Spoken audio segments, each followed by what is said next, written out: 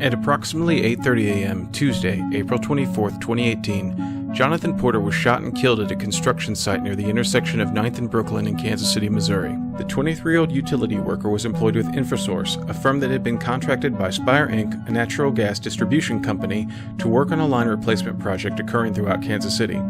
Johnathon Porter recently earned the job, and his girlfriend is expecting to give birth to his child next month. Witnesses report that a dark-complected man wearing a blue hoodie and gray sweatpants walked up to the construction crew and asked for a cigarette. The foreman said he didn't have any and asked the man to leave the worksite. The suspect began to walk away, then turned and yelled, "Y'all don't have to lie to me," as he fired 7 to 8 shots towards the crew. Porter was struck in the chest and died at the scene.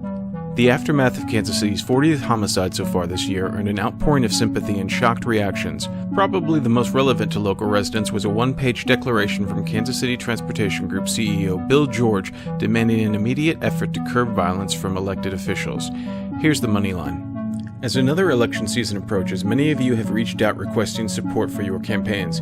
I've decided that I will not spend another dime for candidates' campaign until a real and credible homicide reduction plan is implemented. In response to growing concern regarding the rising local homicide rate, Kansas City Police finished this week with a major announcement. For the second time in less than a year, KCPD has increased the reward for homicide tips. Authorities will pay out $10,000 for any tip that leads to an arrest in an unsolved homicide. Police Chief Rick Smith said, "We have to have community support. Build that trust. Come forward with information. We know people are scared. They don't want to make the call. We can support you in ways we know how. A nice reward so we can get those calls, and that's what we want from the community."